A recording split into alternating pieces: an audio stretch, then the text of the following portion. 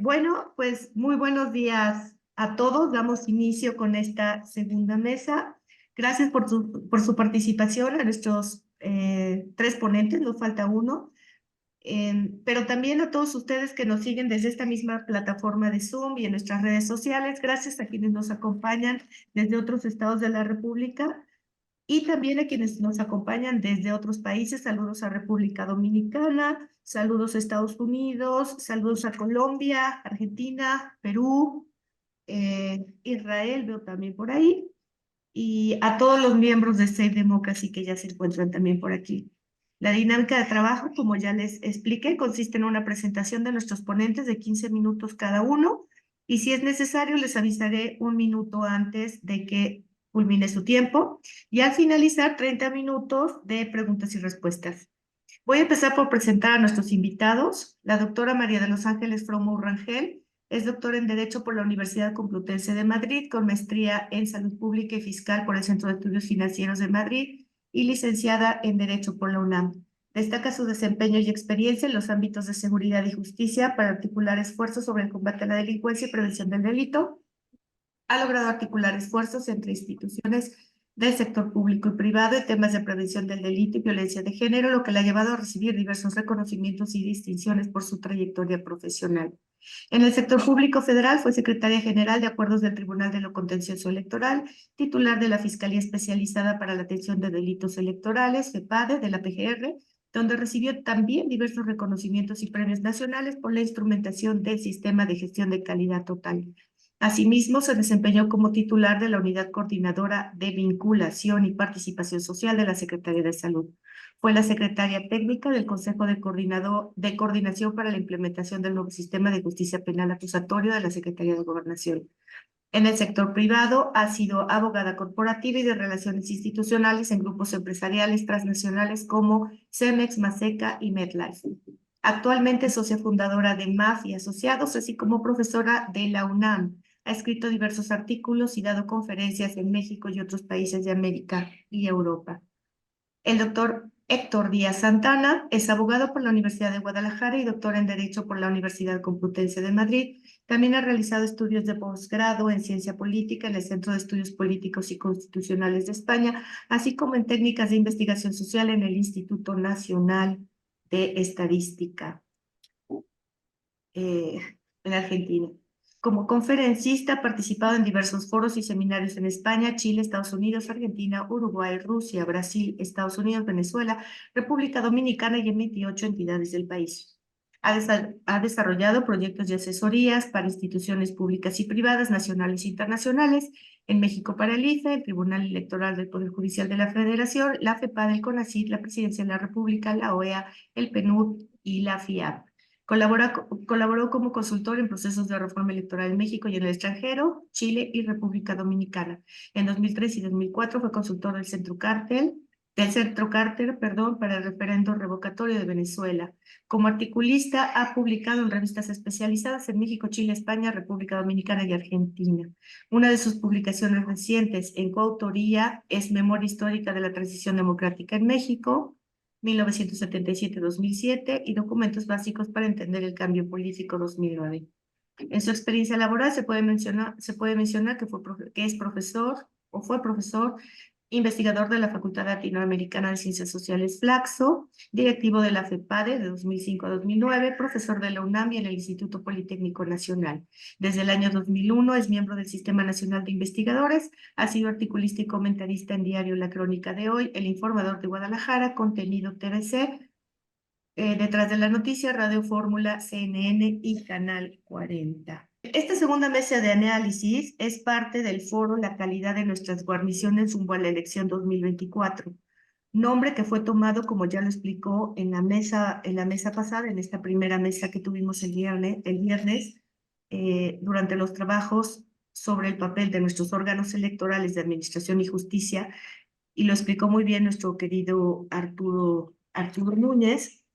Está tomado de la frase de Karl Popper: la capacidad de resistencia de las fortalezas depende de la calidad de sus guarniciones. Y en este sentido, nuestras guarniciones son los titulares de las instituciones encargadas de garantizar que el voto de los mexicanos sea libre, secreto y universal. Tenemos entonces hoy tres dos importantes ponentes, pero sobre todo interesantes en función de lo que pueden decir en el tema que hoy nos convoca, el uso de los programas públicos y recursos del Estado. Dos de ellos, María de los Ángeles Romo y Héctor Díaz, fueron titulares de la FEPADE o FICEL, instancia encargada de prevenir, investigar y perseguir conductas y actos tipificados como delitos electorales. Y esto es especialmente importante porque desde sus inicios, el actual jefe del Ejecutivo Federal, Andrés Manuel López Obrador, y las prácticas que junto con su partido y evidentemente desde el gobierno atentan contra la integridad de este proceso electoral, por la intromisión inconstitucional constante, pero también por el uso de los recursos públicos con tintes electorales, es especialmente indignante para un país que como el nuestro tiene cerca del 40% de la población viviendo algún tipo de pobreza. Si bien este porcentaje se redujo casi de 42% al inicio del sexenio a 36% para el 2002, según datos de la Coneval, lo que significa más o menos 5 millones de mexicanos, esta reducción básicamente se dio en la pobreza de ingresos. Sin embargo, el número de mexicanos que padece pobreza extrema, es decir, además del tema del ingreso, no tienen acceso a derechos de educación, salud, seguridad, social, vivienda y alimentación, este registró un aumento pasando de 8.7 millones a 9.1. Pero más grave aún es que creció alrededor de 150% los mexicanos sin atención médica, alcanzando a casi la mitad de la población. Pero también el rezago educativo se sumaron 1.6 millones más. Todos estos datos son tomados del Coneval. Ahora bien, con estos altos niveles de pobreza se justificarían los miles de programas de apoyo, de desarrollo social municipales, estatales y federales que existen en México, o el incremento del 30% en los mismos durante este gobierno. Sin embargo, lo cierto es que a lo largo de la historia de nuestro país no solo han conseguido abatir la pobreza, y sí en cambio han sido asociados al condicionamiento de su entrega a cambio de votos, particularmente por la falta de transparencia en su operación y en la elección de sus beneficiarios. Sin duda, los programas sociales gubernamentales son una poderosa arma electoral, cuya inversión ha alcanzado en este sexenio 6.5 billones de pesos, aunque estas cifras no están actualizadas. Y en este sentido es bastante preocupante que se hubiesen adelantado a este febrero pasado los pagos por alrededor de 155 millones de pesos para casi 14 millones de beneficiarios de los bimestres de marzo, abril y mayo, junio de básicamente tres programas gubernamentales: la pensión para adultos mayores, la pensión para personas con discapacidad y programa para apoyo para hijos de madres trabajadoras. Otro punto que causa también cierta suspicacia es que, según la Administración Federal, estos apoyos están destinados principalmente a los más pobres y más necesitados. Sin embargo, ahora menos personas en los niveles de mayor pobreza acceden a estos apoyos. Según la misma Coneval, estos programas representaban al inicio del sexenio el 18.7% de los ingresos totales mensuales de las personas más pobres. Para 2002, este porcentaje se redujo a 12.5%. De hecho, el gobierno de la 4T desarticuló los programas dirigidos a los más pobres, el Progreso, Oportunidades, Prospera, y centró la entrega de recursos a la población que consideró más vulnerable: adultos mayores, pueblos indígenas y jóvenes, y solo dejó el programa Sembrando Vida para cierta población considerada como pobre. Sin embargo, en realidad este programa se da solo a campesinos propietarios de 2.5 hectáreas. Es decir, la población urbana y rural más pobre no recibe o no está recibiendo ningún tipo de apoyo social. Otro tema bastante preocupante es el uso de los recursos del Estado como financiamientos estatales o infraestructura pública, incluidos las Fuerzas Armadas, para influir en el resultado de las elecciones a favor de un partido político o candidato específico. Es bastante sabido que la militarización del país es un hecho, y hoy el Ejército y la Marina son los constructores y responsables de las obras más importantes de este gobierno federal. Administran puertos, aeropuertos, aduanas, resguardan y transportan medicinas y vacunas, y en general ejercen el presupuesto más grande de este sexenio, acumulando con ello no solo poder económico, sino también político.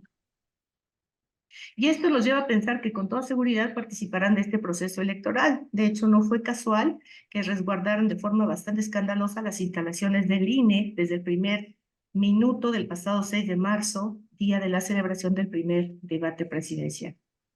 Ahora bien, esta contienda electoral, una de las más grandes y complejas en la historia de nuestro país, requerirá de instituciones sólidas y eficientes. Y en este sentido, la FICEL, junto con el INE y el Tribunal Electoral, tienen ante sí un gran reto. A los típicos delitos electorales como intromisión de los servidores públicos, incluyendo la participación de los poderes ejecutivos federales, estatales y municipales, la coerción del voto, el uso de los recursos públicos, el condicionamiento de los programas gubernamentales, el uso y la alteración del Registro Federal de Electores, se suma el de la participación del crimen organizado y la violencia política que ha llegado al asesinato de más de 50 personas vinculadas con las elecciones, incluyendo candidatos. Lo cierto es que la fiscal no está a la altura de las circunstancias. La inacción y falta de transparencia en su actuar representan otro gran foco rojo para esta elección. Todo esto sin duda afecta la integridad de estas elecciones, viola los principios democráticos y genera desconfianza en el proceso en general. Y en este sentido me gustaría, antes de iniciar con la participación de nuestros magníficos ponentes, con tres interrogantes. Primero, si bien es cierto que los programas sociales siempre han sido utilizados con fines electorales, también tenían un cierto nivel de eficacia en la atención de los más pobres. Sin embargo, la sanción, esta práctica de coacción al voto a partir de los mismos, no ha sido eficiente. ¿Qué podemos esperar para este proceso? Segundo, en algunas elecciones locales previas hemos visto la participación directa del crimen organizado el propio día de, con el secuestro o intimidación de operadores electorales y líderes partidistas, por ejemplo. ¿Cuál es el escenario que vislumbran para esta elección, considerando también la posibilidad del involucramiento de las Fuerzas Armadas? Y tercero, en México se han construido instituciones sólidas que incluso llegaron a ser bastante prestigiadas internacionalmente. Sin embargo, han sido durante estos años severamente atacados en lo presupuestal, lo normativo y lo operativo. En este sentido, con lo que tenemos, ¿cuál será y cómo será su papel en esta compleja contienda electoral y cuál debiera ser el papel de la ciudadanía en apoyo y exigencia en la protección de este gran bien a tutelar que es el derecho libre al voto?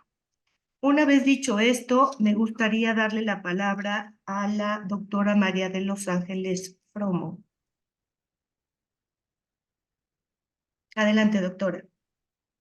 Gracias, de veras, gracias por esta invitación, por poder estar aquí con ustedes. Realmente este enfoque de ya las guarniciones como un efecto del blindaje de nuestro proceso electoral a través de nuestras instituciones, me ha parecido muy, muy interesante y por ello agradezco el enfoque que estamos haciendo para poder tener la capacidad de discernir en dónde estamos parados en este proceso electoral 2024. La historia de nuestras instituciones, de una u otra manera, pues nos han marcado el desarrollo técnico que podemos ir generando a través de la profesionalización de las mismas.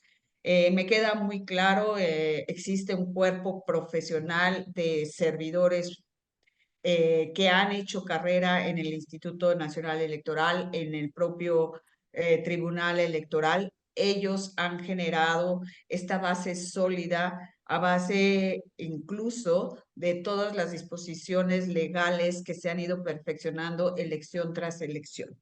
Y bueno, los temas que hoy nos ocupan, el entrar en el andamiaje de qué significan los programas sociales en el entorno electoral y qué significa la utilización de estos con fines electorales hacia la población mucho más vulnerable, nos lleva a reflexionar sobre aspectos que a mí me gustaría nada más utilizar una lámina que quiero compartirles en este momento y que sin duda nos podrá dar un contexto de qué se ha pretendido. Siempre en un momento determinado podemos lograr generar ideas de lo que pudiera ser este efecto, y que esto nos pudiera dar precisamente la magnitud de donde estamos parados. Todos los programas sociales en nuestro país tienen que ver precisamente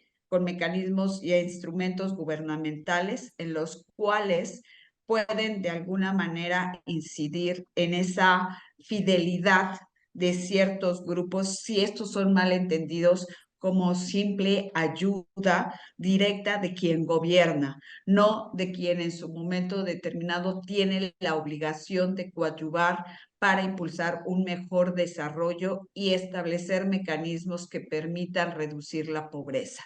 Estos programas sociales tienen normas de operación, tienen reglas específicas de operación que pueden en un momento dado ser manipuladas o generar una percepción diferente, pero es ahí donde se rompe la legalidad, se rompe la estructura sustancial y es a donde tenemos que ir, cuándo, cómo, de qué manera, para quiénes, por qué. Y esas reglas de operación son técnicas y en la mayoría de los casos quien recibe los programas sociales ni siquiera las conoce. Están precisamente de acuerdo a nuestra constitución contenidos ahí para generar desde esa perspectiva un acceso a los derechos sociales.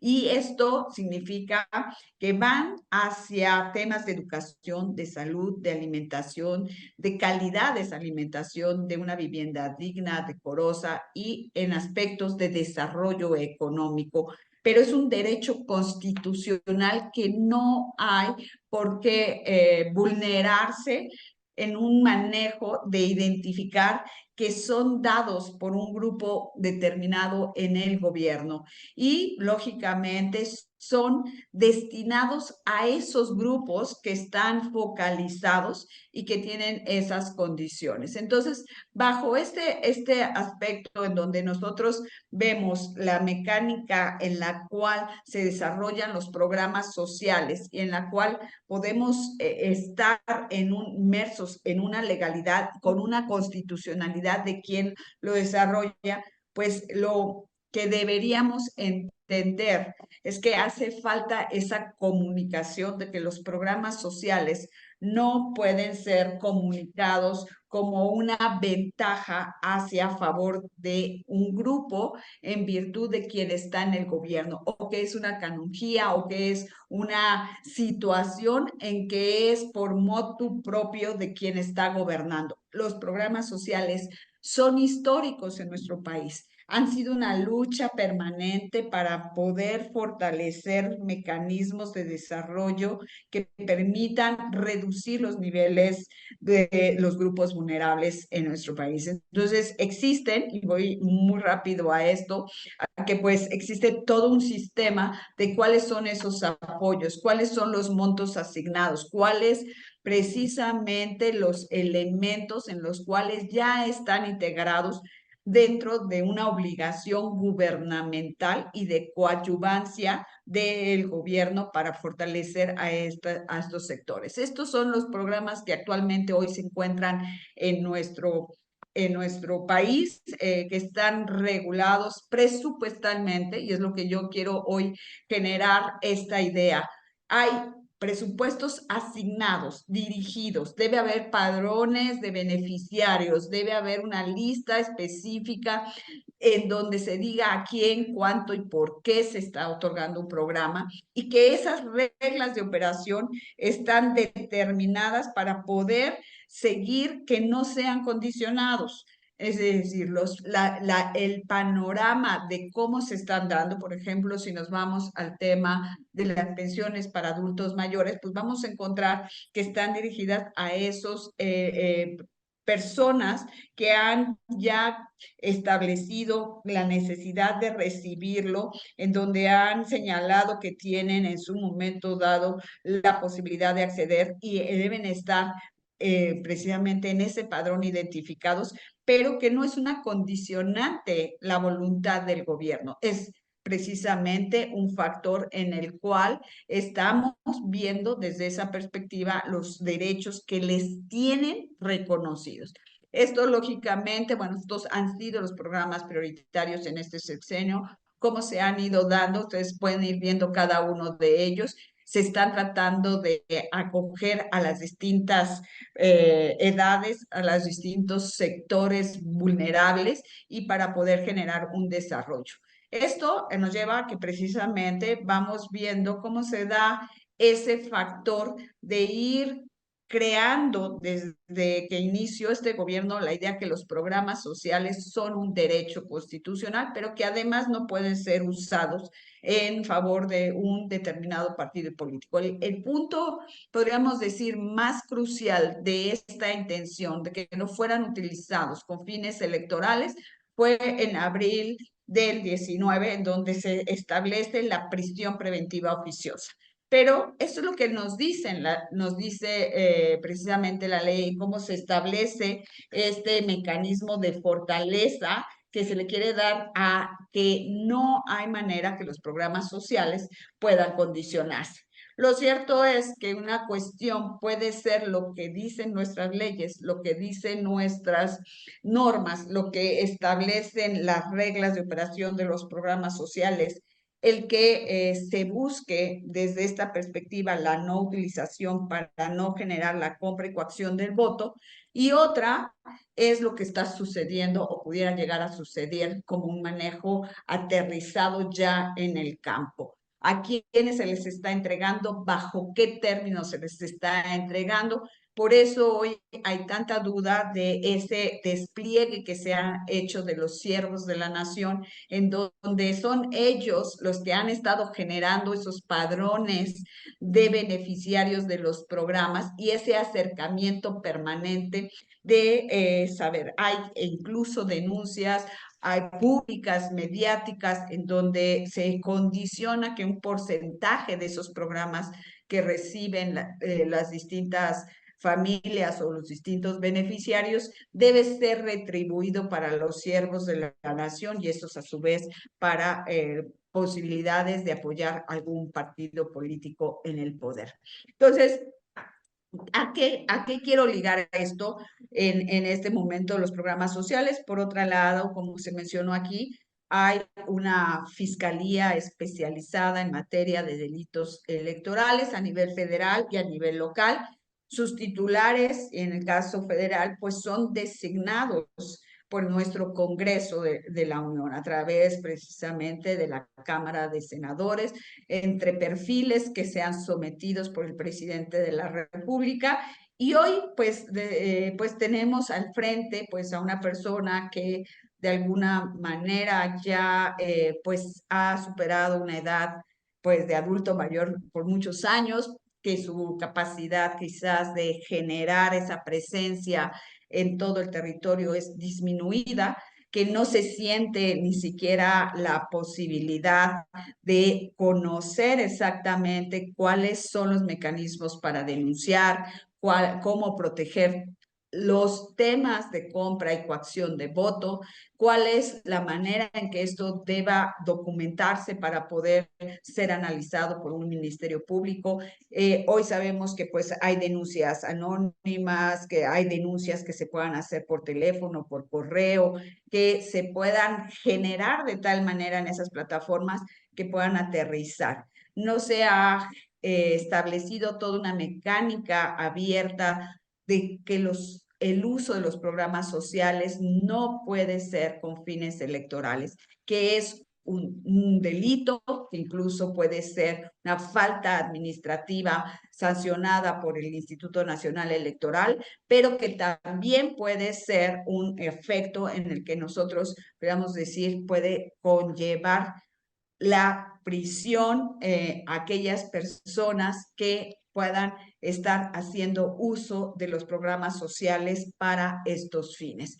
Esto, dentro de todos estos catálogos, es como nosotros vemos que si nosotros analizamos, pues van a haber distintos tipos de sanciones que pueden llegar pues hasta los 15 años de privación de libertad y si se establecen algunas incluso agravantes, pudieran llegar a duplicarse ese término. Entonces, desde cuando se suspenden los beneficios de estos bienes, de estos programas sociales, cuando se condicionan estos bienes, fondos, servicios que puedan ser identificados con los programas sociales, cuando se hace el uso indebido durante el proceso electoral de los recursos públicos, cuando se condicione la prestación de un servicio público o el cumplimiento de programas gubernamentales para poder tener el voto a favor de un partido político o candidato cuando se tratan de estos servidores públicos.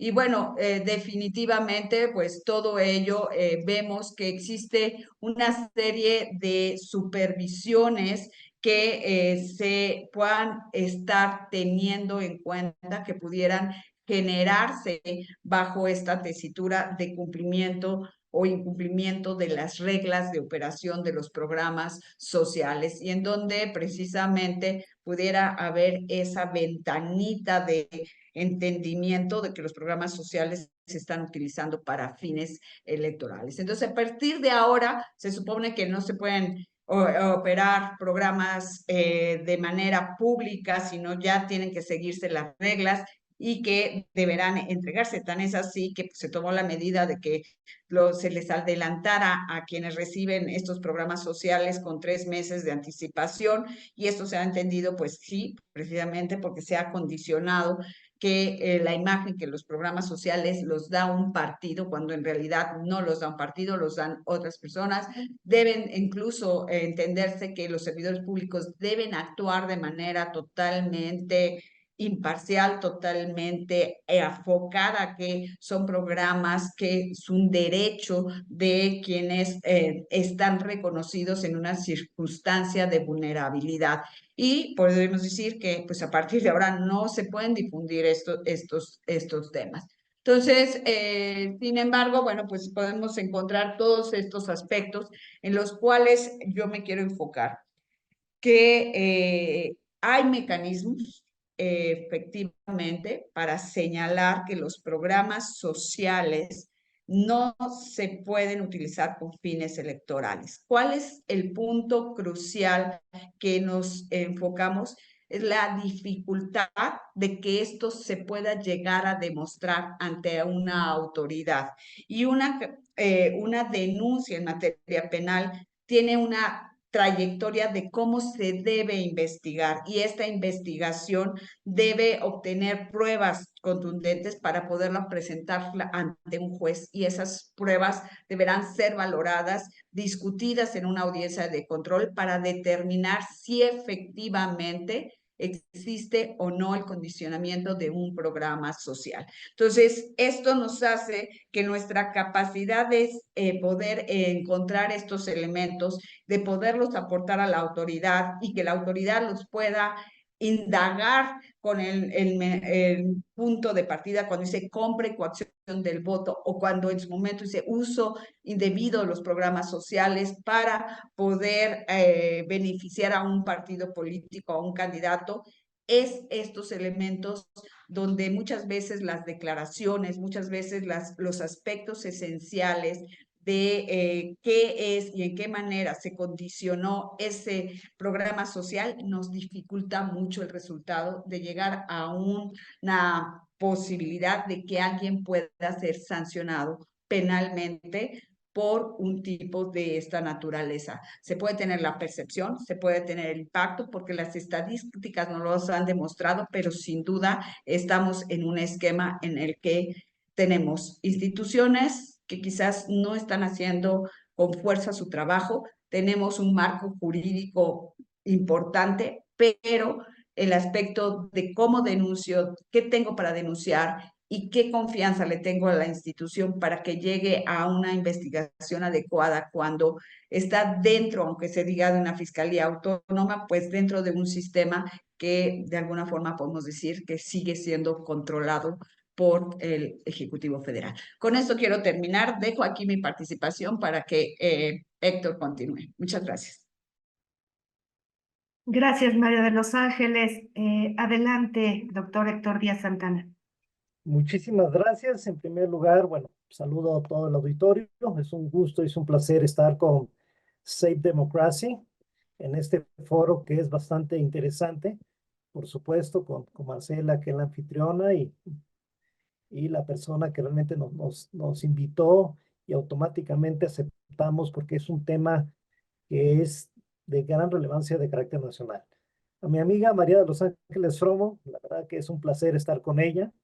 Yo, antes de empezar mi exposición, quiero decir que cuando ella fue titular de FEPADE, fue muy consciente de lo delicado que es el uso de programas sociales para temas electorales.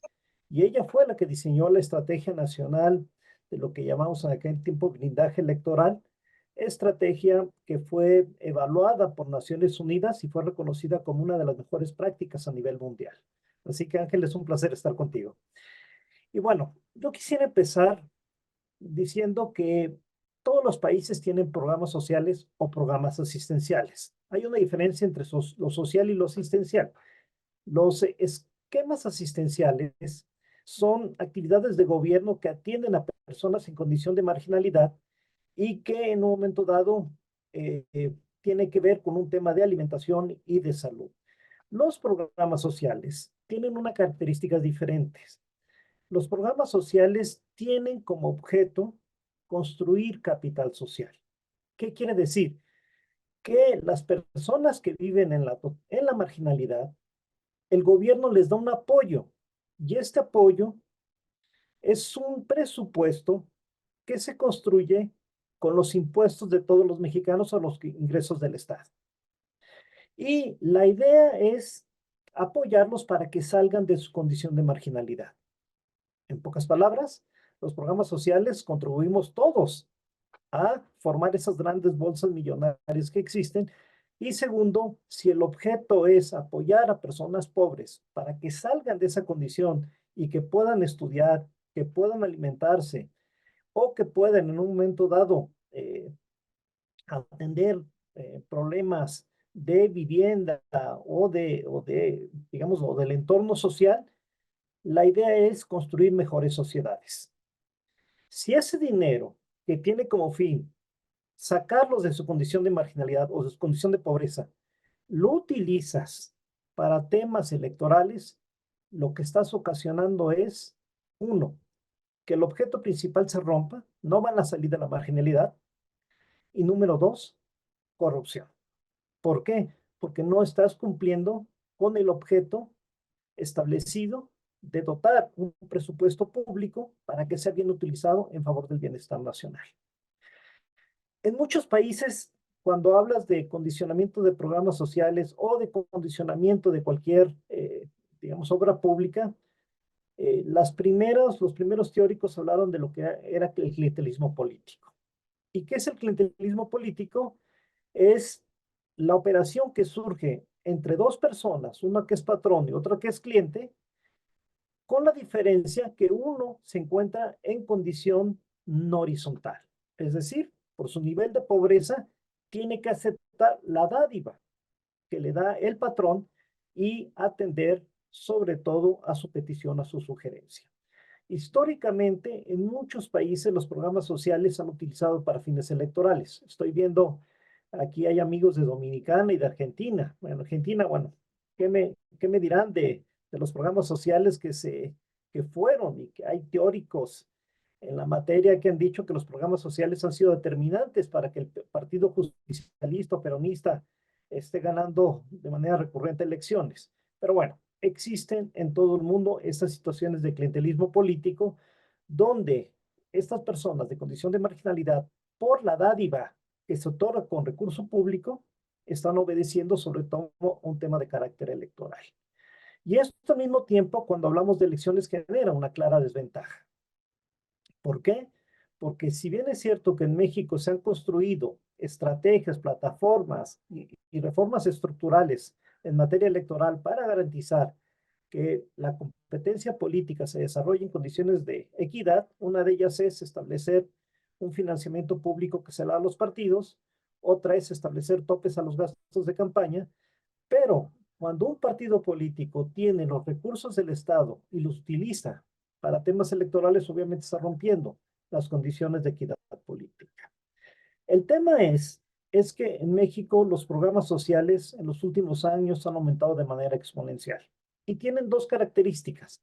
La primera es que preguntaba una persona por ahí que si los programas sociales son evaluados por la Auditoría Superior de la Federación. Deberían de ser. Un programa social tiene que aumentar bajo una fórmula de carácter técnica. Es decir, tenemos mayor pobreza y hay que focalizar esos programas sociales. Pero al mismo tiempo hay que evaluarlos para ver si han sido funcionales. Si no está rompiendo el esquema final del objeto. ¿Y qué quiero decir? Bueno, en México a nivel federal hay 121 programas sociales, 6.5 billones de pesos de presupuestos. De estos 4.08 son de programas del bienestar. En México hay 35 millones de hogares y de esos el 71% reciben al menos un programa social. O sea, estamos hablando de 25 millones. ¿Cuántos programas sociales hay en México? Aunque debe de haber un padrón de beneficiarios, a veces es complejo y por eso hablan de hogares. El número preciso realmente no se sabe, pero también hay que decirlo. Hay programas sociales, ahora nos estamos concentrando en el ámbito federal. La doctora Fromo presentó una gráfica y ahí veíamos que hay programas sociales que son estatales y hay programas sociales que son de carácter municipal. ¿Qué ha sido el descuido de los últimos años? Desde el año 2001 existen reglas de operación de los programas sociales, pero estas reglas se han modificado de manera tangencial. No son mucho más estrictas. Formar un programa social es relativamente sencillo y cualquier municipio lo puede hacer. ¿Y qué está pasando? Pues que en un momento dado, esta línea delgada entre lo que puede ser un apoyo para fortalecer las capacidades individuales se está construyendo en una debilidad que es un condicionamiento de un programa social. ¿Qué ha pasado en los últimos años? Realmente no lo sabemos. ¿Por qué? Porque yo diría hasta hace 6 años, era muy claro, uno, si existían denuncias, dos, ¿qué pasaba con estas denuncias? Ya lo dijo la autora Fromo, puede haber denuncias de carácter administrativo, puede haber denuncias de carácter penal. 3, ¿qué están haciendo, digamos, los, los gobiernos federales, estatales y municipales para evitar el condicionamiento de programas sociales? Y número 4, digamos, en décadas pasadas, bueno, en años pasados, lo que era el blindaje electoral era muy importante. ¿Qué era el blindaje electoral? Era acudir a las comunidades que recibían programas sociales y decirles que este programa social no es una dádiva gubernamental, tampoco es un recurso que otorgue un partido político y como tampoco es que si lo reciben y no votan por el partido político que se les está solicitando, lo van a perder. Es decir, esta responsabilidad, que es una responsabilidad de Estado, en el cual es necesario informar a los beneficiarios sociales de cuáles son sus derechos en esta materia y que en un ámbito de ética política, decirles que no se los da un partido político, que no se los da un gobierno, que ellos tienen derecho y que este dinero público se tiene que ser bien utilizado. Es decir, no ha habido muy pocas acciones de esta naturaleza. Y también lo quiero decir, ahora estamos hablando de este foro, estamos a mes y medio de las elecciones. Este era un tema fundamental el año pasado. ¿Por qué? Porque si bien es cierto que no hay una decisión contundente de los ámbitos gubernamentales de cuidar o evitar el uso político de los programas sociales, también es cierto que si hubo actores, tanto sociales, académicos o mediáticos, poco efecto tuvieron. Es decir, nosotros tuvimos que hacer conciencia. Nosotros tuvimos que decirles o construir cierto tipo de estrategias para evitar que este tema sea parte del proceso electoral y más sea un mecanismo que pueda afectar en dos sentidos. Uno, si es cierto que existen 25 millones de hogares de programas sociales, ¿cuántos de estos hogares pueden ser utilizados para fines electorales? Es decir, los programas sociales serán el referente o la acción realizada por una operación gubernamental para ganar una elección, o simplemente los programas sociales, por la falta de información y de una política pública responsable de cuál es su objeto y cuál es el derecho que tiene el ciudadano en condición de marginalidad, pues simplemente esto quedó a la deriva. Es decir, no se desarrolló esta campaña que debió ser muy efectiva. Y finalmente, ¿cuál es el problema? Ante la falta de acciones contundentes, ante la falta de estudios, ante la falta de una, digamos, política de Estado que diga que vamos por diversos medios a sancionar que utilicen los programas sociales, simplemente esto se queda en un escenario del imaginativo social y el problema es que no sabemos con qué contundencia puede alterar el resultado electoral. Si se fijan, al principio de la administración, en el año 2019, una reforma en materia de delitos electorales. Ya lo dijo la doctora Fromo. A ver, una persona que condiciona un delito o un programa social puede tener una sanción de 4 o 9 años. Muchísimo. No hay un país en el mundo que tenga una sanción tan alta. Pero, este delito en particular tiene una condición. Es que de todos los delitos electorales es el único que es de prisión preventiva oficiosa. ¿Qué quiere decir para el público que no sea abogado? Que cuando una persona es detenida por condicionar un programa social, inmediatamente se va a la cárcel y no sale de ahí y lleva su proceso recluida. O sea, no le dan un beneficio para estar en libertad mientras en un momento dado su proceso está en marcha. ¿Y qué pasó? A la fecha no sabemos, bueno, no hay ninguna persona sancionada por esta materia. Ya pasaron 5 años, ya pasaron diversos procesos electorales y ni siquiera sabemos cuántas denuncias existen. Esa falta de información es la que genera una gran desconfianza y esta polémica que no abona a un proceso electoral donde las ideas, la trayectoria y el voto racional del elector sea el determinante para saber quién nos puede gobernar.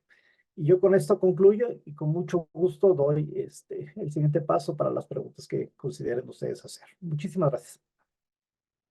Gracias, Héctor. Antes de pasar a las preguntas, quisiera solo comentarles que tenemos a Rosy Salguero de El Salvador, Armand Pechard y Jaime Aguilar desde Estados Unidos, Roberto Sil desde Israel, el embajador Alex Fernández de República Dominicana. Hay 2 expertos también aquí electorales, Homero Galeana y Manuel Carrillo. Tenemos también algunos compañeros miembros de C Democracy, a Luis Farías Mackey, a Miriam Hamdan, Roberto Borja, Gerardo Martínez, algunos comunicadores, Dolores Colín, y a un montón de amigos de México y más de República Dominicana también. Entonces, si les parece, voy a pasar a las preguntas. Tenemos por aquí bueno, saludos desde Argentina también. Buenas tardes desde Israel, de Roberto Sint. Elvia Yamina, buen día, excelente análisis. Elvia Yamina, estos puntos de programas sociales pueden ser evaluados para la Auditoría Superior de la Federación en caso de que sea restablecida. Miriam Haddam, ¿qué ha pasado todo este sexenio desde que llegó al poder el actual gobierno? Ni ha dejado de hacer campaña con el uso de los programas sociales. Asimismo, los funcionarios públicos se les ha descontado el 10% de sus salarios. Manuel Carrillo, excelente intervención ilustrativa. En breve enviaré preguntas. El embajador Eli Fernández, saludos desde Dominicana. Sara Potter, gracias por compartir el espacio. Pamela Vallejo, un saludo desde Dominicana. Alma Rosa Balbuena, ¿dónde se puede denunciar ocupación reuniones, entrega de propaganda, recursos, regalos, etcétera, del centro comunitario, que utiliza el centro comunitario como oficina de partido político. Armand Pechar, ¿podrían comentar sobre si el nombramiento del titular de la Fiscalía Especializada en materia de delitos electorales es exclusivamente designado por el fiscal general o requiere ratificación del Senado? Es difícil, permítame 3 segundos. Es difícil esperar la imparcialidad del actual fiscal, José Agustín Ortiz Pinchetti, dado que es uno de los más viejos amigos del presidente López Obrador. Se requieren algunas reformas para fortalecer la imparcialidad y efectividad de esta fiscalía. Miriam Hanam, ¿qué hacer ante una Fiscalía General de la República que no investiga sobre el posible financiamiento del crimen organizado a las campañas electorales? Manuel Carrillo, muchas gracias por las, bueno, ya habíamos dicho, muchas gracias por las intervenciones muy ilustrativas. ¿Podrían explicar más acerca de la responsabilidad social? ¿Quién vigila la aplicación de los programas sociales? ¿Dónde andan los observadores electorales? ¿Dónde anda la vigilancia ciudadana y las ONGs y los medios de comunicación?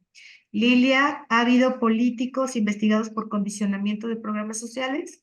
Porque supongo no se ha sancionado a nadie, ¿cierto? Carolina Rodríguez, muchas gracias por la exposición. Saludos desde Costa Rica. Cris Mariel, saludos desde Dominicana. Manuel Carrillo nuevamente. ¿Qué pueden decirnos respecto de la equidad en la competencia en el actual proceso electoral? ¿Dónde están las autoridades electorales para mantener una equidad en la competencia? ¿Quién quiere empezar? ¿En el mismo orden en que hablar? De acuerdo. Ahora dejamos a Héctor que empiece para que haya equidad. Ok, Héctor, adelante.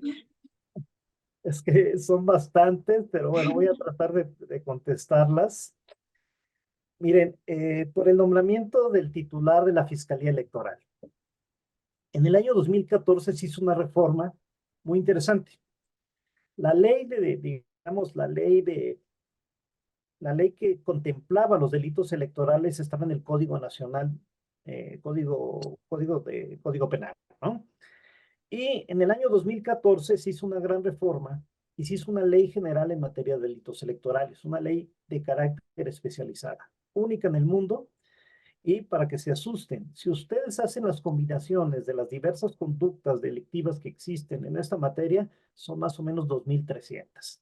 El problema es que no son suficientes. Por ejemplo, temas de adelantos de campañas, de los precandidatos no están contemplados en materia penal. Y esta reforma del 2014, en un transitorio, establecía que el titular de la Fiscalía Electoral tenía que ser nombrado por el Senado de la República con las 2/3 partes de los senadores. Esto permitía, en un momento dado, que los candidatos a la Fiscalía Electoral, bueno, hicieran una comparecencia pública, que existiera un comité que analizara la trayectoria, el conocimiento, la experiencia. Y número 3, que los diversos fuerzas políticas representativas pues tuvieran que tener cierto consenso para poder designar al fiscal electoral. Esta fórmula del 2014 nomás se utilizó en 2014 y 2017. Posteriormente se hizo una reforma y la reforma dice que el titular de la Fiscalía Electoral lo va a nombrar el fiscal general y que si el Senado no se opone, automáticamente se ratifica. ¿Qué quiere decir con esto? Que lo que en un momento dado podía tener una designación mucho más, digamos, efectiva en la garantía de que la persona que va a ser el titular garantizara esta imparcialidad de desempeño, pues ahora se va diluyendo y la persona que se nombre, por supuesto que puede tener estas características, pero también puede tener una cercanía muy estrecha con el gobierno. Y cuando se tiene una cercanía muy estrecha con el gobierno, existen, en primer lugar, la desconfianza de que sí, en un momento dado, es el de personas que tienen vínculo con el gobierno van a ser bien investigadas o simplemente los temas que puedan ser denunciados pues no se van a atender. Entonces, esta es la primera pregunta. La segunda, lo que lo que comenta nuestro buen amigo Manuel Carrillo, que espero que sea Manuel Carrillo Poblano, que le envió un afectuoso saludo. Y dice, bueno, ¿qué pasó con la vigilancia de los programas sociales? Número dos, ¿dónde están los observadores electorales? El problema es que históricamente el INE, y Manuel Carrillo es uno de los artífices, había un fondo especializado para la observación electoral. Este fondo se otorgaba y había muchas organizaciones sociales que se dedicaban a hacer estudios en la materia, y ahora, bueno, esto ha cambiado de política y no vemos que algunas organizaciones tengan este apoyo necesario para hacerlo. Y tercero, mucho se habló del tema de uso de programas sociales, pero se habló desde el punto de vista de la crítica y no desde el punto de vista de la construcción de mecanismos de contención. Es decir, si dijeron que había programas sociales, si dijeron que se estaban condicionando, si dijeron que estaban favoreciendo un partido político, pero después no se dieron alternativas para, de cierta manera, construir ciertas estrategias o mecanismos de contención para evitar su uso político. Y finalmente, hay otra pregunta sobre, y a mí me parece bastante interesante, sobre qué hace el órgano electoral en la materia. Y miren, México, y lo quiero decir, y ahora que es un foro de carácter internacional, uno de los mejores sistemas electorales del mundo es el mexicano. El sistema electoral mexicano está hecho desde la óptica de la desconfianza y eso ocasiona que cada una de las etapas del proceso electoral esté sumamente reglamentada, se haga de manera transparente y al mismo tiempo existan los mecanismos para que ciudadanos y actores políticos ante inconsistencias o irregularidades lo puedan denunciar por vía administrativa o vía penal. ¿Qué está pasando? Con el cambio de administración y el cambio del titular, posiblemente llegan nuevas figuras en el ámbito electoral que buscan modificar y hacer mucho más eficiente al órgano que tienen esta nueva responsabilidad. Y yo lo que digo es que lo que funcione bien no lo cambie. Y en el INE se están cambiando muchas cosas. Y el problema es que cuando se están cambiando no lo están haciendo bien. Entonces, ¿qué está pasando?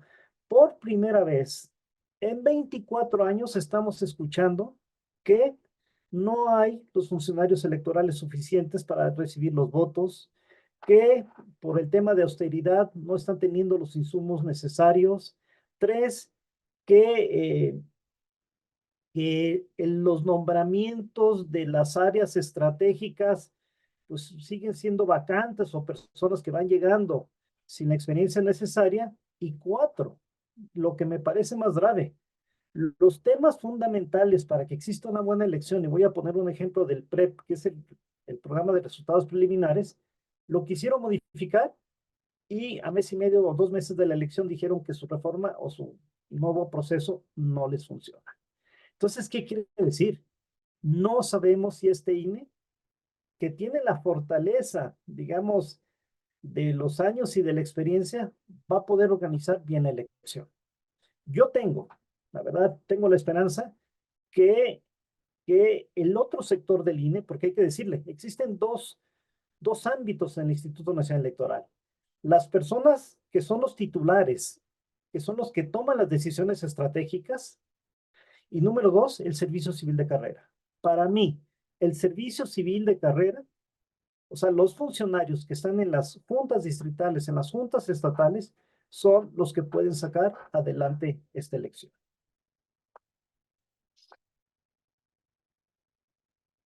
Gracias, Héctor. Voy a poner otra pregunta ya acá. Es claro que el presidente de Homero Galeana, es claro que el presidente de la República todos los días violenta el proceso electoral y raya en la comisión de delitos electorales con el uso sistemático de recursos públicos en favor de su candidata. ¿Cómo se puede frenar el activismo electoral de AMLO? Y Alma Rosa Balbuena, ¿existe alguna forma de defender el presupuesto del INE? Adelante, María de los Ángeles. Gracias. Voy a tratar de dar contestación a estas y a algunas otras que dieron en anterior.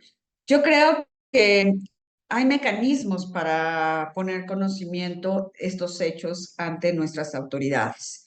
Estos mecanismos están establecidos y se han incluso empezado a operar por parte de quienes han sido, como le llaman, el bloque opositor del gobierno en este caso ante nuestras instituciones electorales. Lo cierto es que, por ejemplo, aquello que se ha solicitado, que sean detenidas las conferencias de prensa que realiza el presidente en las mañanas, pues hubo una resolución negativa por parte del órgano electoral que seguramente será impugnada ante el tribunal. Y bueno, estamos en una fase en el debate. Todo proceso electoral implican retos de gran trascendencia, pero el andamiaje que habíamos construido, el andamiaje de fortaleza de nuestras instituciones, pues sí podemos percibir que está debilitado y que necesitamos forzar a que se apliquen las disposiciones y las reglas que ya estaban estructuradas. Durante muchos años se previó la posibilidad de que buscáramos tener mecanismos sencillos para proteger los programas sociales, en donde había una suma de capacidades de organizaciones sociales, de las autoridades, del enfoque que pudiéramos tener hacia las denuncias presentadas en una fiscalía y que el propio INE pudiera tomar medidas de control de carácter inmediato, porque así está la ley prevista para poder detener este tipo de acciones. Hoy eso no está funcionando. Desafortunadamente tenemos una situación en la cual pues estos mecanismos no se están ejecutando de manera directa para frenar situaciones que pudieran ser evidentes y que al final pudieran romper esa equidad de la contienda. Entonces creo que efectivamente hoy estamos en un andamiaje difícil de operar. Aunque existan los mecanismos, no estamos viendo esa participación. Ya se han exigido incluso que exista difusión de que los programas sociales no se pueden precisamente utilizar para fines electorales, que no debe utilizarse mecanismos de recursos públicos en el proceso electoral porque afectan precisamente la equidad de la contienda, afectan la libertad del ejercicio democrático del voto y esto pudiera llegar a condicionar los propios resultados. ¿Esto a qué nos lleva? A que sin duda el fortalecimiento que debemos tener es la acción ciudadana, el ponernos como ejército ciudadano a difundir esta información, que no se pueden condicionar los programas sociales, que los programas sociales es un derecho constitucional, gubernamental, que las autoridades deban ejercer. Se pueden hacer estas, no necesariamente se tiene que ser un afectado directo, sino conocemos elementos, ponerlos y hoy pues tenemos la posibilidad de que ciertos medios de comunicación todavía difunden este tipo de posibilidades de cuidar nuestra democracia. Y yo lo que diría es muy importante cómo hacemos si el blindaje institucional de los programas sociales, de la no utilización de recursos no está funcionando, tenemos que activarnos en otros mecanismos en donde podamos exigir que esa situación se pueda detener porque puede realmente, como se ha señalado, puede ser un factor, no quizás en las zonas urbanas donde más información hay, sino en aquellos lugares más alejados de nuestro territorio nacional, donde pueda haber una injerencia real y efectiva de esa presión sobre la continuidad de los programas sociales. La frase que se ha utilizado, pues recibe lo que quieras y vota por quien quieras, es fundamental que la ciudadanía la tenga consciente de que no hay nada, que no pueden afectarle sus programas sociales y que puede continuar. Pero el blindaje sí es importante, fue algo que nació pues en el 2000.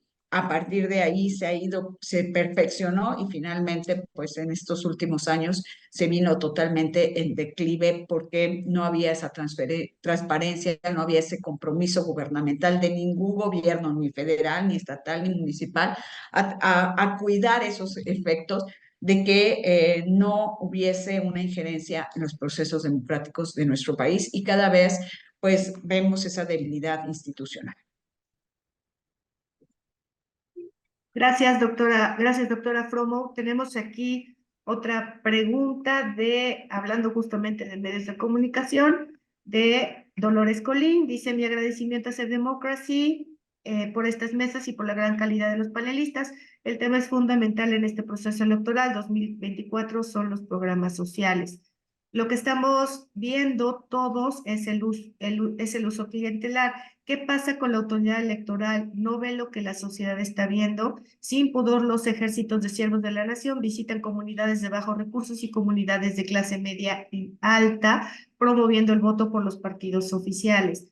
Armand Pechard, felicidades por las ponencias. Lamentablemente me tengo que retirar, pero veré la grabación del evento para ver de lo que me perdí.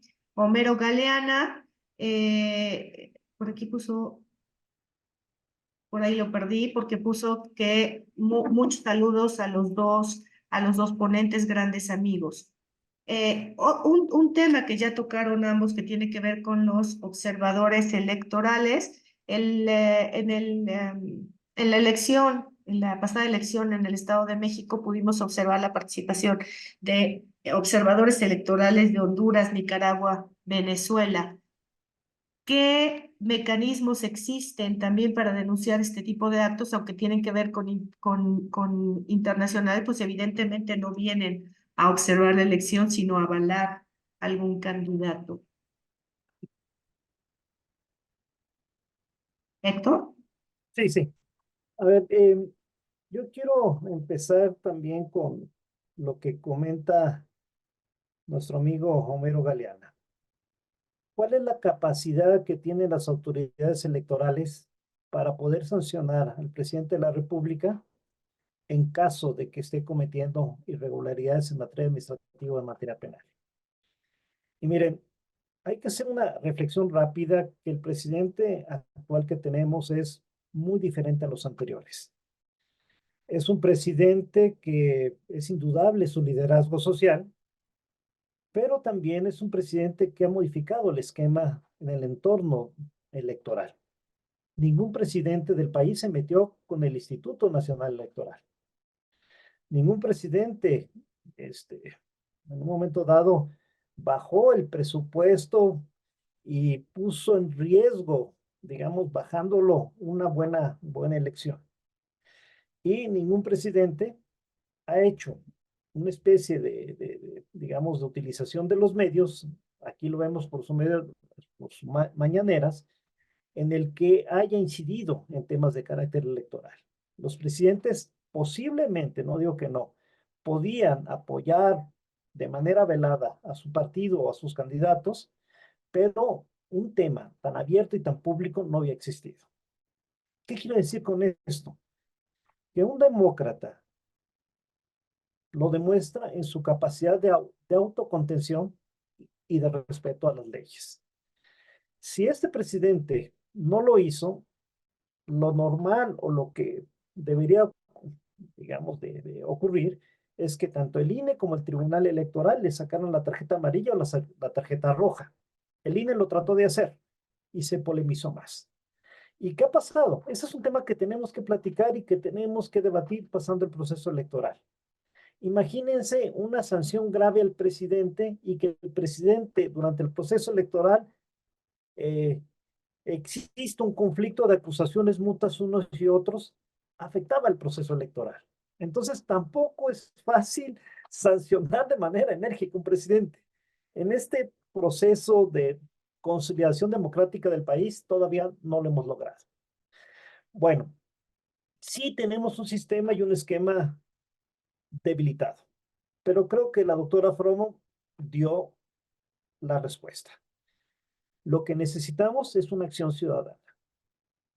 Ver o valorar hasta dónde la cultura política del mexicano es suficiente para emitir un voto de carácter racional y no dejarse condicionar por este uso de programas sociales. Es cierto, creo que existen, porque ni siquiera lo sabemos, 27,000 personas que son los servidores de la nación.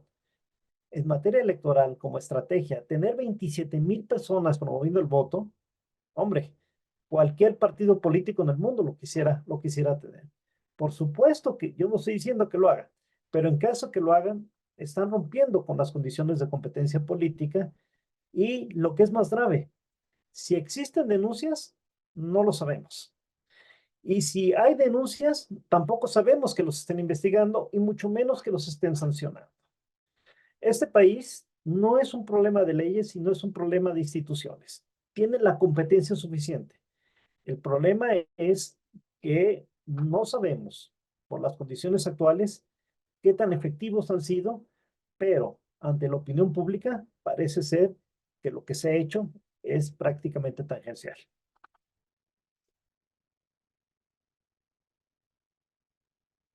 Gracias, Héctor. Dice Gerardo Martínez Vara, ¿con tal cantidad de irregularidades se pueden aplazar las elecciones o declarar su nulidad? Pues va a depender mucho de lo que ya se pueda documentar, va a depender mucho cómo se comporta el electorado el próximo 2 de junio y va a depender precisamente de cómo nosotros, y vuelvo a repetir, como ciudadanos, hacemos que efectivamente logremos generar una mayor conciencia de que debemos poner a las autoridades toda la información para que esa información realmente sea valorada si efectivamente llegó a vulnerarse en las irregularidades, de tal manera que pueda documentarse alguna de las causales de nulidad. Yo quiero en este caso también enfatizar, hay un proyecto y hay una estrategia de observadores electorales que se pusieron en marcha y que existe esa capacidad de que los ciudadanos puedan no solo ir a votar, sino estar presentes en distintas casillas, en los cómputos distritales, en el propio proceso de decisiones que se están dando en los distintos niveles del órgano electoral, tanto a nivel nacional como en los soples, pero estamos viendo también cierto desconocimiento de esos mecanismos que tenemos como son los observadores electorales. Cuando ha habido esa capacidad de respuesta ciudadana, cuando ha habido el podernos volcar para hacer ese blindaje que las autoridades no lo están haciendo, lo han logrado los ciudadanos, lo han logrado nuestra población, pero nosotros hemos tratado de ir incentivando a organizaciones sociales para que se sumen en el contexto del efecto de generar estos observadores electorales.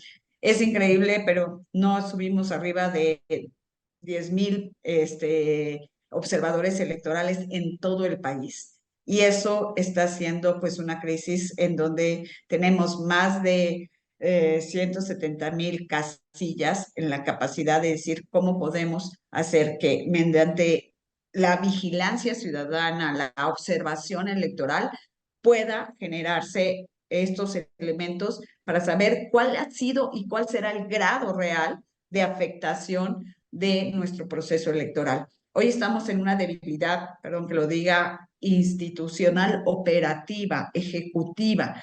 Necesitamos las leyes, las hemos perfeccionado por décadas, las hemos ido agrupando, pero los hechos, como sucede en muchos procesos electorales, como bien Héctor lo decía, nuestras autoridades no están visibilizando ese cumplimiento que deben hacer del respeto. Ya hoy, pues anteriormente, pues hubiera habido medidas cautelares para que, o medidas de parte del órgano para retirar muchas de las acciones que estamos viendo y viviendo por posible afectación de la equidad de la contienda. Entonces, yo sí hago énfasis en que ante esa debilidad institucional la podemos compensar si realmente movemos en este momento a todos los ciudadanos a ser parte activa del proceso. Gracias, doctora Fromo. Doctor Santana, voy a leer una última pregunta de Manuel Carrillo. ¿Qué opinan los ponentes? El problema no solo es de leyes e instituciones, sino creo de la mayor relevancia a la integridad de los funcionarios públicos. Con las mismas leyes e instituciones, las autoridades electorales han perdido confianza. ¿Qué opinan? Yo estoy de acuerdo con Manuel. Manuel es un gran experto. Manuel es una de las personas que se reconocen en el mundo por el tema de, sobre todo, de la visibilización internacional, la proyección o el conocimiento de otros sistemas electorales en el mundo y sobre todo los temas de observación electoral. ¿Qué está pasando? Sí, hay un problema de integridad. Yo lo dije primero de autocontención para ser más sutil, pero sí, de integridad. Y yo le sumaría un poquito a Manuel también de eficiencia. ¿Por qué? Vamos a ver. El INE, voy a poner solamente dos ejemplos. El primero, eh, si sabían que la elección puede ser compleja, el INE necesitaba aliados estratégicos. ¿Y qué mejores aliados estratégicos que los observadores internacionales? Tenemos muy pocos observadores internacionales, perdón, observadores nacionales. Tenemos muy pocos observadores nacionales. La página web del INE dice que en Zacatecas hay 10 acreditados. ¿Cómo 10 acreditados para un estado? ¿Qué pasa? No hicieron una política efectiva para en un momento dado poder saber que van a tener un problema y que requieren del apoyo ciudadano porque el apoyo gubernamental no lo van a tener. ¿Vale? Entonces, una falla muy grave porque los observadores electorales ayudan mucho a inhibir conductas y a validar el proceso electoral. Y número dos, también hay que prever escenarios. ¿Qué pasa?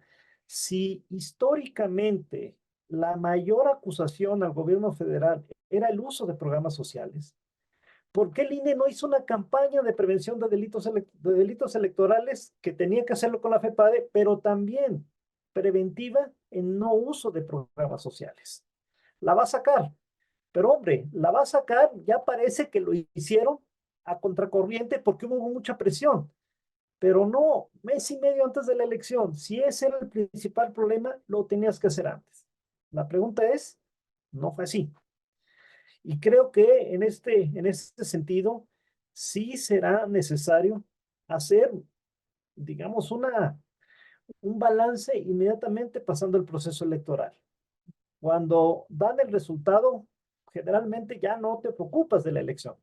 Y volviendo a una de las preguntas, para que se anule una elección, las autoridades electorales o el tribunal electoral no lo hace si el margen si el margen es estrecho, hay posibilidades de hacerlo.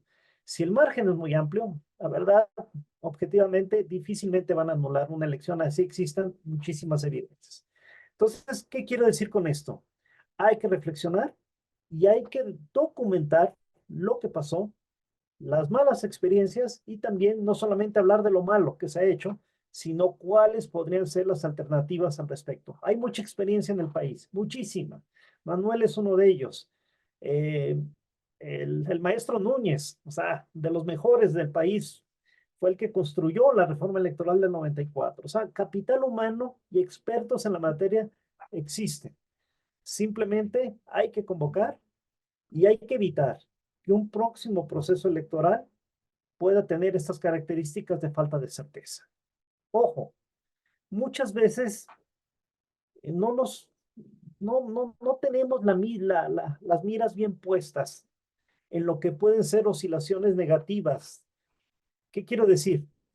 Los procesos, todo mundo queremos que se vayan construyendo de una mayor eficacia. En México decían, ¿cuál era el problema de las reformas electorales? Eran dos, ya no había más, todo estaba bien hecho. El tema de acciones afirmativas ya se cumplió, ya hay equidad de género. En México tenemos dos problemas, o teníamos dos problemas, ahora tenemos más. Uno, el financiamiento irregular y la equidad en la competencia política. Ahora ya no es así. Ahora volvemos a los orígenes, que tiene que ver con organización del proceso, envío de resultados electorales, construcción de papelería electoral, insaculación qué nos está pasando para empezar a dar pasos atrás cuando todo ya lo tenemos resuelto. Entonces, sí requerimos un buen balance, pero también que sean esos últimos días para hablar, para tener una caja de resonancia y que sea la ciudadanía la que participe de manera responsable en el proceso electoral. Ahora nos estamos fijando en una participación masiva.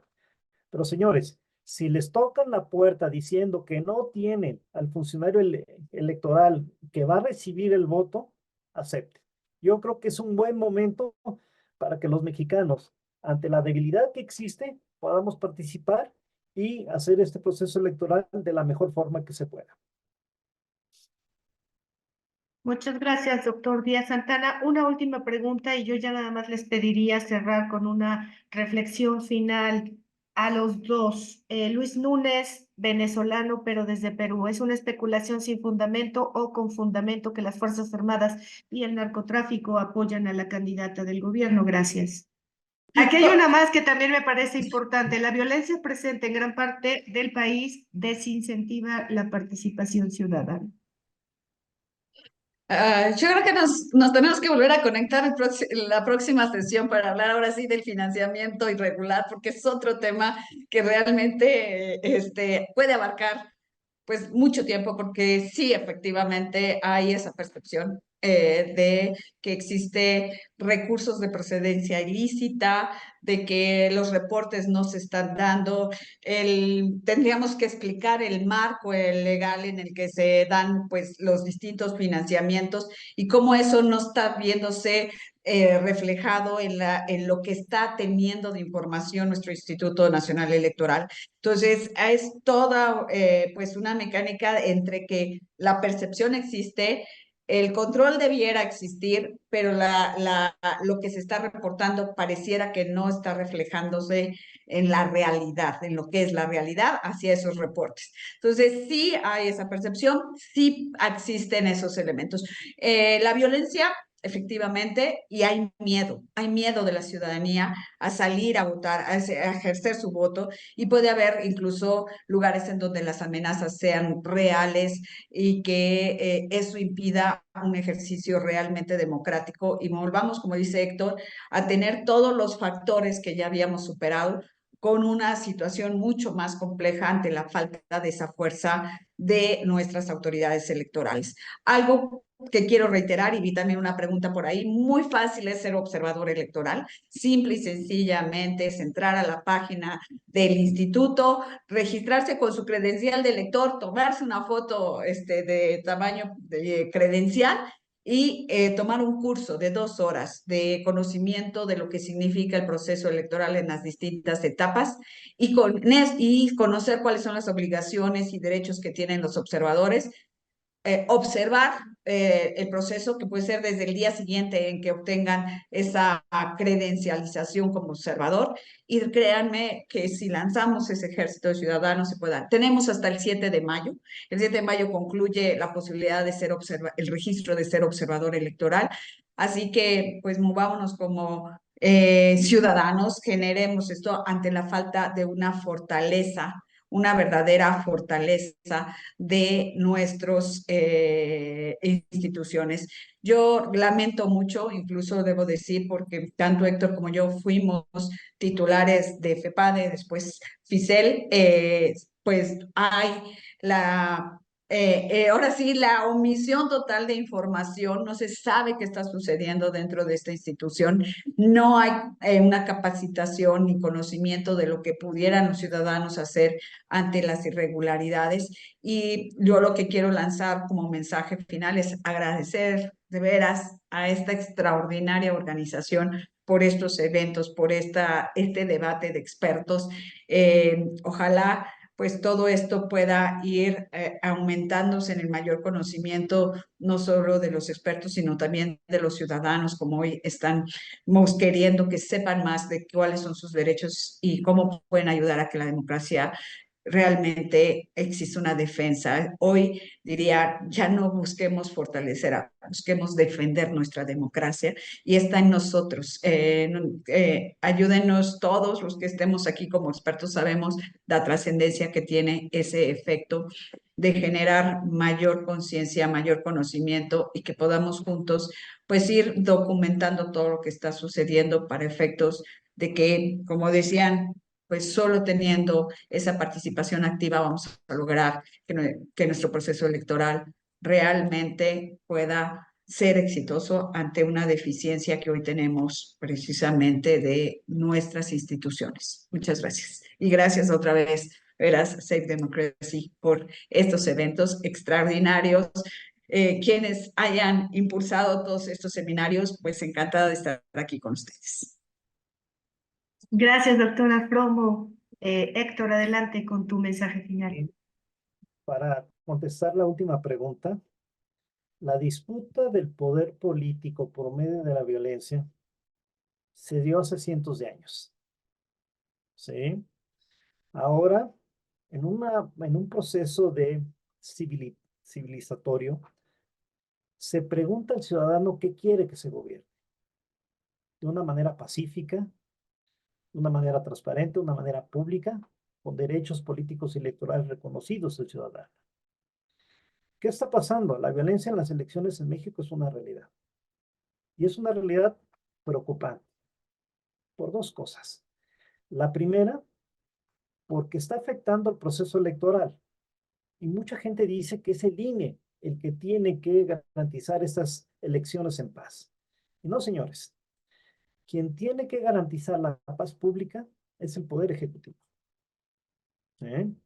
Es el Poder Ejecutivo, por medio de sus fuerzas de seguridad y de orden, los que en un momento dado nos tienen que garantizar que nosotros podamos votar sin ningún tipo, digamos, de violencia.